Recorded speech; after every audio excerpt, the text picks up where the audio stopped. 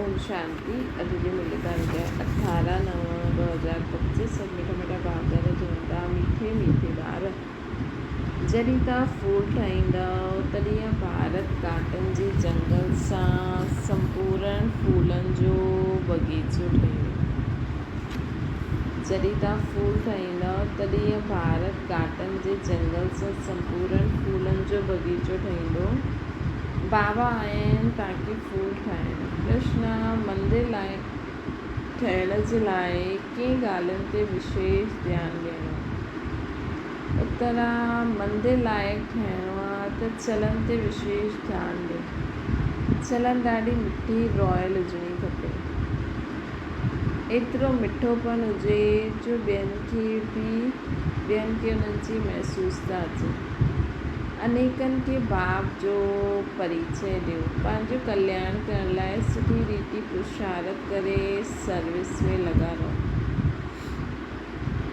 गीता बदिली वञे दुनिया न बदलंदासीं असां। ओम शांति। रूहानी ॿार ॼाणंदा आहिनि कि बाप ब्रह्मा द्वारा सम्झाइनि था। ब्रह्मा जे रथ द्वारा ई सम्झाईंदा रहींदा आहिनि। असां इहा प्रतिज्ञा कंदा आहियूं कि श्रीमत ते असां हिन भारत जी भूमि खे पतित खां पावन ठाहींदासीं। भारत ख़ासि दुनिया सभिनि खे पतित खां पावन ठाहिण जो रास्तो ॿुधाईंदा आहियो न। एतिरो ख़्यालात हर हिक जी मनुष्य जी बुद्धि में रखिणो आहे। बाप चवंदा आहिनि ड्रामा अनुसार जॾहिं तव्हां फूल ठही वेंदव ऐं जॾहिं समय अची वेंदो त संपूर्ण बगीचो ठही वेंदो। बागवान बि निराकार खे चइबो आहे, माली बि निराकार खे चइबो आहे, साकार खे न चईंदासीं। माली बि आत्मा न कि शरीर, बागवान बि आत्मा।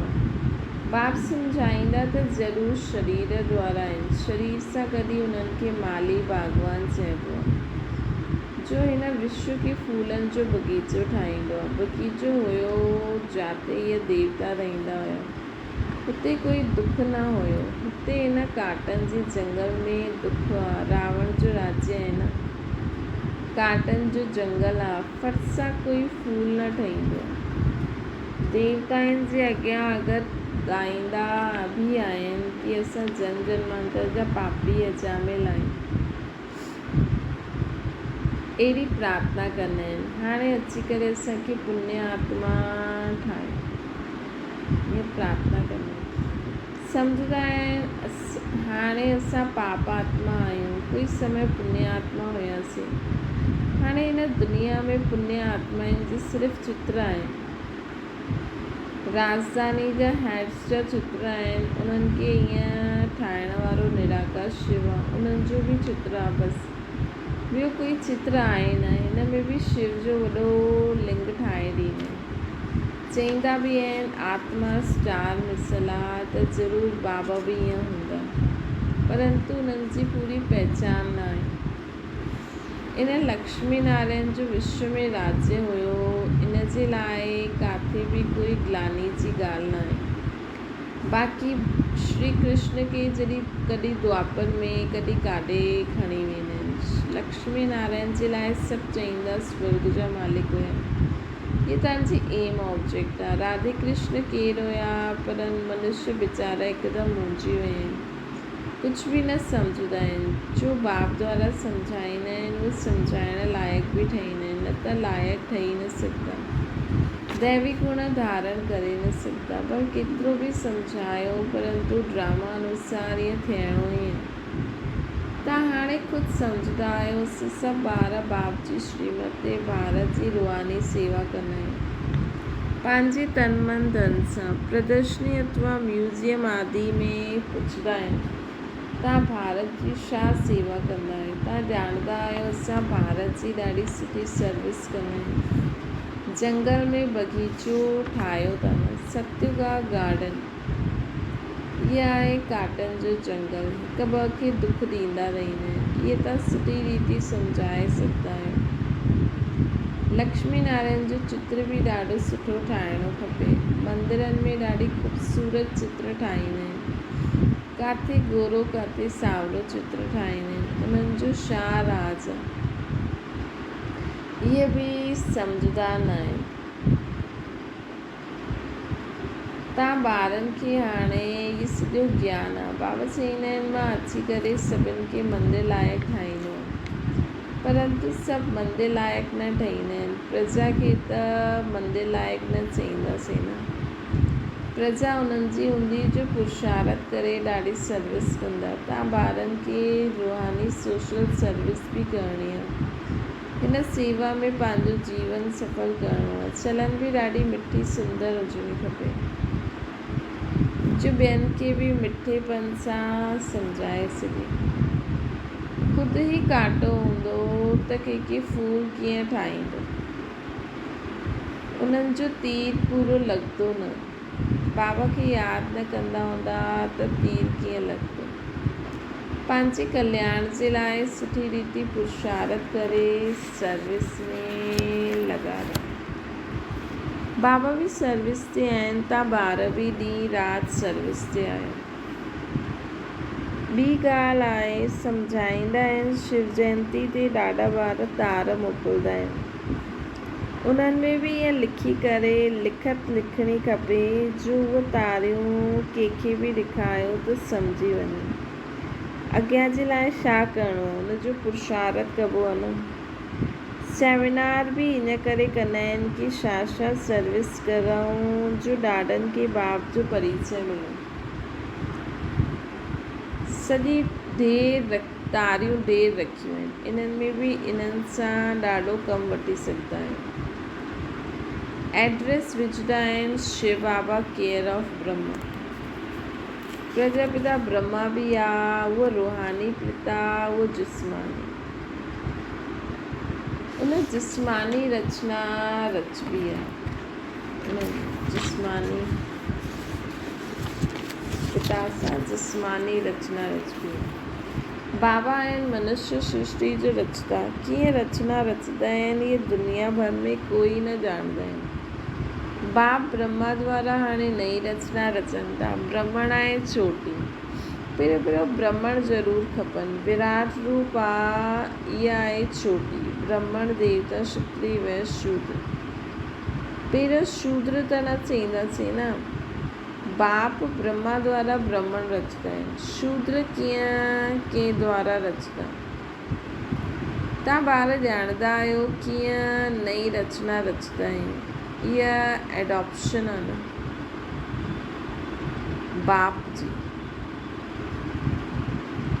बाबा कीअं नई रचना रचनि था, इहा एडॉप्शन आहे बाप जी।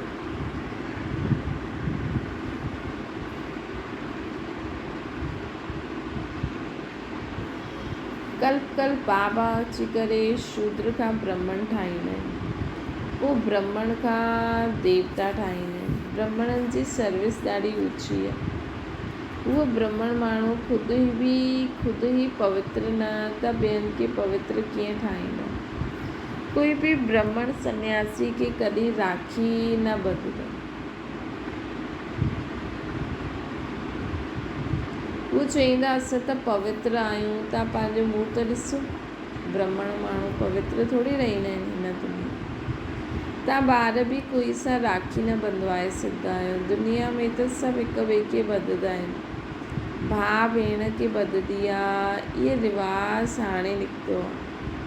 हाणे तव्हां शूद्र खां ब्रह्मण ठहिण लाइ पुरुषारत कंदा आहियो। सम्झाइणो पवंदो आहे मेल फीमेल ॿई पवित्रता जी प्रतिज्ञा कंदा आहिनि। ॿई ॿुधाए सघंदा आहिनि कि असां कीअं बाप जी श्रीमत सां पवित्र ठहींदा आहियूं। अंत ताईं हिन काम विकार ते जीत पायो था न त पवित्र जगत जा मालिक ठही वेंदव। पवित्र दुनिया सत्य खे चइबो आहे। सो हाणे स्थापना थिए थी। तव्हां सभु पवित्र आहियो।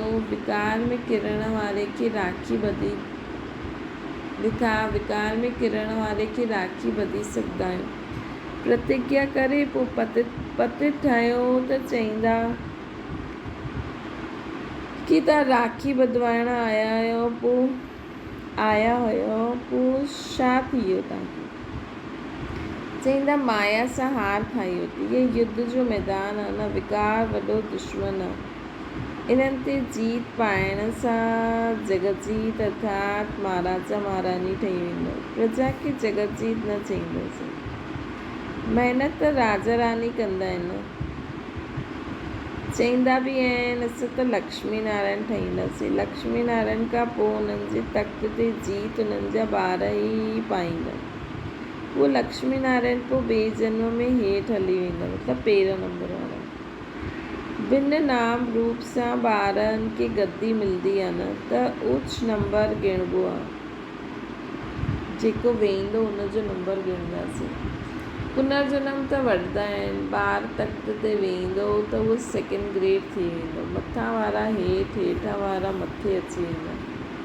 त हाणे ॿारनि खे अहिड़ो उच्च ठाहिणो आहे जो सर्विस में लॻी वञणो खपे। पवित्र ठहिण बि ॾाढो ज़रूरी आहे। बाबा चईंदा आहिनि मां पवित्र दुनिया ठाहींदुमि। अच्छा पुरुषार्थ थोरो कंदा आहिनि, पवित्र त सॼी दुनिया ठही वेंदी। तव्हांजे लाइ स्वर्ग जी स्थापना कंदा आहिनि। इहे ड्रामा अनुसार थियणो ई आहे। इहे खेल ठहियलु आहे न। तव्हां पवित्र थी वेंदा, पोइ विनाश शुरू थी वेंदो।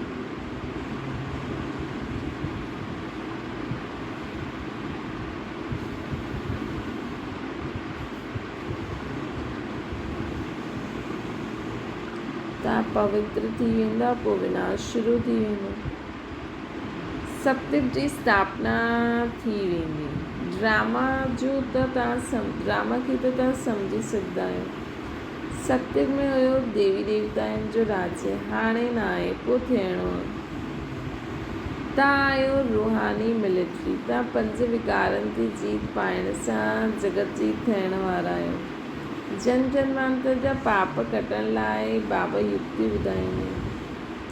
बाप हिकु ई बार युक्ति ॿुधाईंदा आहिनि, जेसिताईं राजधानी स्थापना न थी वञे तेसिताईं विनाश न थींदो।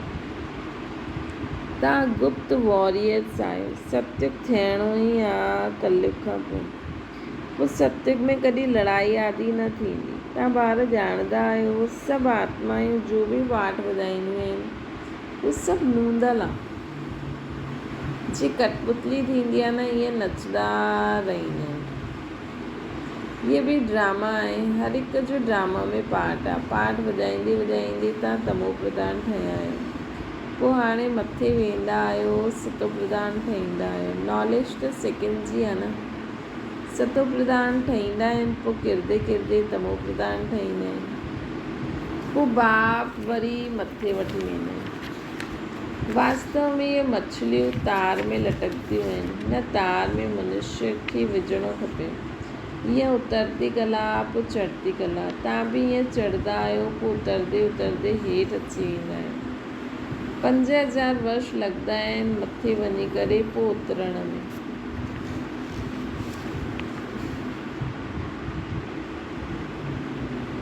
ये 84 जो चक्कर असांजी बुद्धि में आहे। उतरती कला चढ़ती कला जो राज बाबा सम्झायो आहे। तव्हां में बि नंबरवार ॼाणंदा आहिनि, पोइ पुरुषार्थ कंदा आहिनि। जो बाप खे यादि कंदा उहो जल्दी मथे वेंदा। इहे प्रवृत्ति मार्ग आहे। जीअं जोड़ी खे दौड़ाईंदा आहिनि त जोड़ी जो हिकु हिकु पांव ॿधंदा आहिनि, पोइ दौड़ाईंदा आहिनि। इहे बि तव्हांजी दौड़ी आहे। कोई खे प्रैक्टिस न हूंदी त किरी पवंदा। हिन में बि ईअं थींदो आहे। हिकु अॻियां वधंदो आहे त ॿियो रुकी वठंदो आहे। किथे ॿई किरी पवंदा आहिनि। बाबा वंडर खाईंदा आहिनि। ॿुढनि खे बि काम जी आग लॻंदी आहे त किरी पवंदा आहिनि। ईअं थोरी हुन किराई किरण न किरण पंहिंजे हथ में। कोई धको थोरी ॾींदा आहिनि असां किरियासीं छो। कोई बि कुझु बि थी वञे, असां किरंदासीं न। किरंदासीं त खानो ख़राबु थी वेंदो। जोर सां चोट लॻंदी, पोइ पछताईंदा बि आहिनि। हड्डी हड्डी टुटी पवंदी आहे, ॾाढी चोट लॻंदी आहे। बाबा भिन्न भिन्न प्रकार सां सम्झाईंदा रहंदा।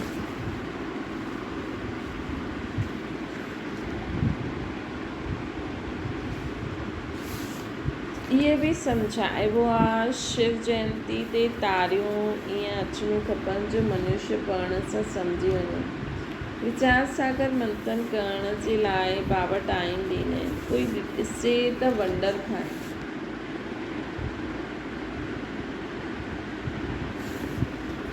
केतिरी चिठियूं ईंदियूं आहिनि, सभु लिखंदा आहिनि बाप दादा। तव्हां सम्झाए बि सघंदा आहियो शिव बाबा खे बाप, ब्रह्मा खे दादा।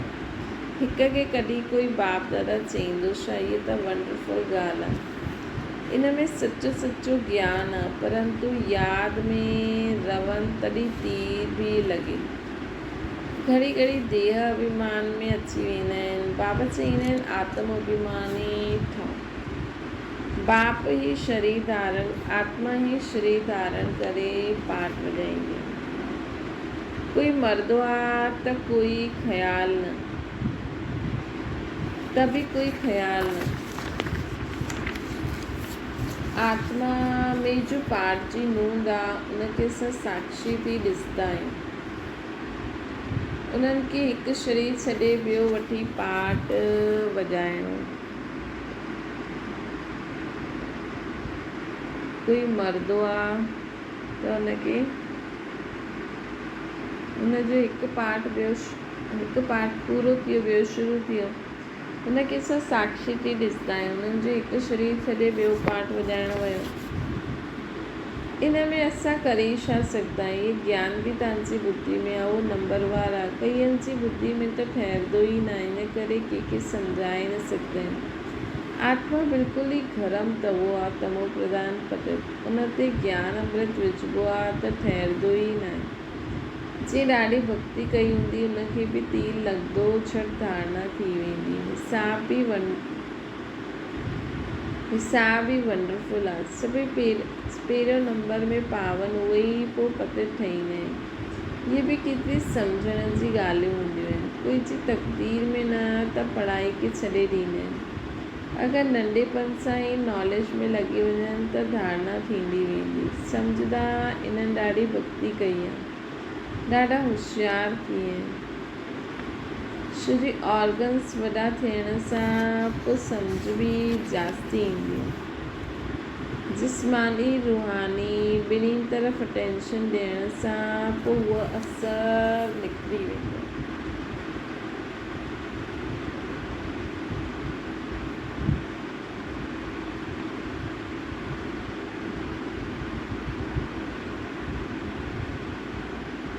बाबा चवनि था ई ईश्वरी पढ़ाई आहे न, फ़र्क़ु आहे न।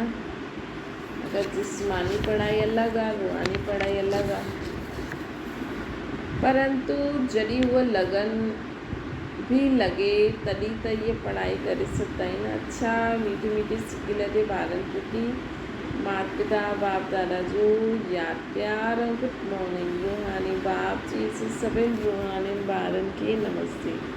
असांजी बि रूहानी माता पिता बाप दादा खे यादि प्यार गुड मॉर्निंग ऐं नमस्ते।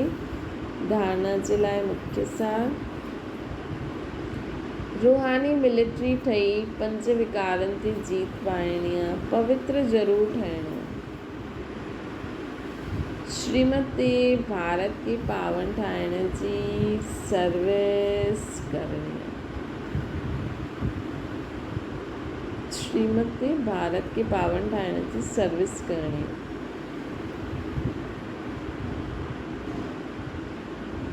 ॿियो आहे हिन बेहद नाटक में हर पाठ आत्म अभिमानी थी करे बजाइणो आहे। कॾहिं बि देह अभिमान में न अचिणो आहे। साक्षी थी करे हर हिकु एक्टर जो पाठ ॾिसणो आहे। वरदाना सदा ख़ुशी व मौज जी स्थिति में रहण वारा कंबाइंड स्वरूप जे अनुभवी ठहो।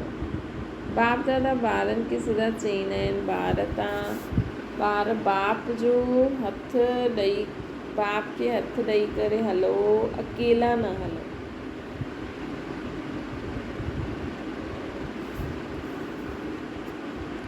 अकेला हलण सां कॾहिं बोर थी वेंदा, कॾहिं नज़र बि पइजी वेंदी। बाबा सां गॾु कंबाइंड आहियां हिन स्वरूप जो अनुभव कंदा रहो त कॾहिं बि माया जी नज़र न पईंदी। साथ जो अनुभव हुजण जे कारण ख़ुशी सां मौज में खाईंदा हलंदा मौज मनाईंदा रहंदा।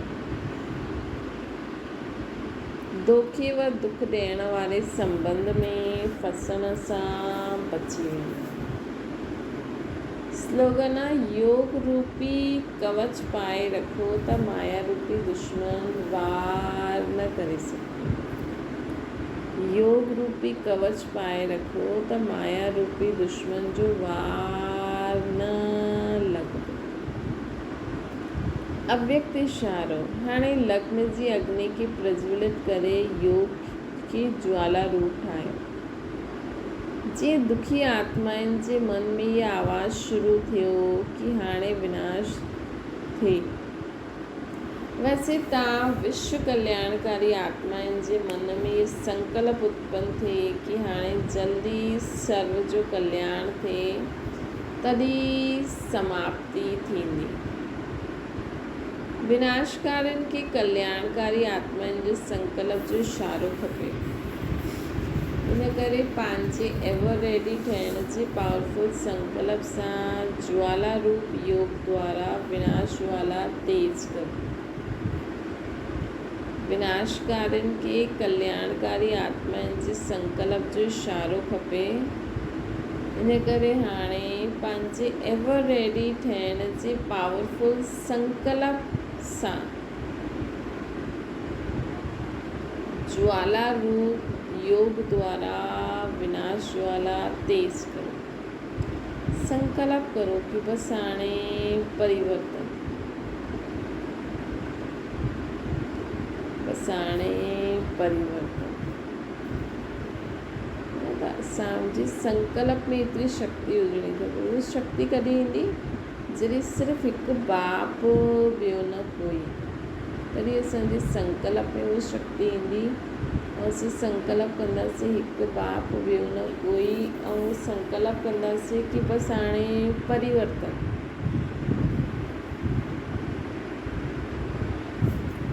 त परिवर्तन थी वेंदो। अच्छा, ओम शांति। बाबा खे यादि करो।